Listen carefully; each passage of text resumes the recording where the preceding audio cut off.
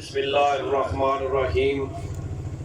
जनाब चौधरी मूसा इलाही साहब, चौधरी सादत साहब और दीगर दोस्त, चौधरी 𝐏𝐎𝐄𝐓𝑑𝐘 और जिन्ने दोस्त तुसी आए हो सारिਆਂ ਨੂੰ ਅਸੀਂ खुश आमदेद कहने ते तुहाडे आउण दा बहुत बहुत शुक्रिया।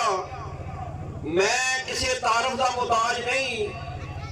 मोस्टली जी ने जेडे मेरे हल्के दे दलावलपुर यूनियन काउंसिल होवे या आर्च होवे या यूनियन काउंसिल चढ़ियावड़ा होवे या कोटला होवे, मैं 1979 तो लैके इस सियासत दे विच कोई एक इलेक्शन मेरा ख्याल है मेरी गैर हाजिरी दी बिना ते होया। बाकी मैं सारे इलेक्शन अमेरिका होवां तां घर होवां तां सारे इलेक्शनां दे विच असां जेहड़ी साडी शमूलीयत हाज़र रही है।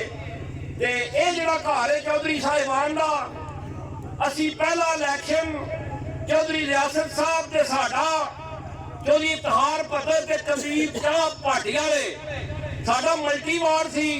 चौधरी लियाकत साहब MPA सन, साडियां चारे सीटां असां कामयाब हो के ते चौधरी साहिबान दी झोली भी जाके धरियां गुजरात। उस दिन तू लैके असी जरा भी नहीं डोले, ना अगू डोलना इंशाअल्लाह अल्लाह दे फजलो करम नाल। ते साडी जेहड़ी है सारी कुवत मूसा इलाही नूं जिताउण वास्ते हर तरह की असां कोशिश करनी है ते इंशाअल्लाह साडियां दुआवां इन्हां दे नाल ने। ते हुण ज्यादा गल्लां दा टाइम नहीं है।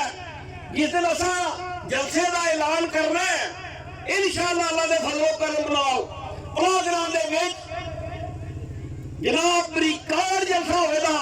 इंशाअल्लाह भरपूर इन्हां दी हमायत का ऐलान हो गया, अगू भी करते रहांगे। अल्लाह हाफिज़, थैंक यू वेरी मच।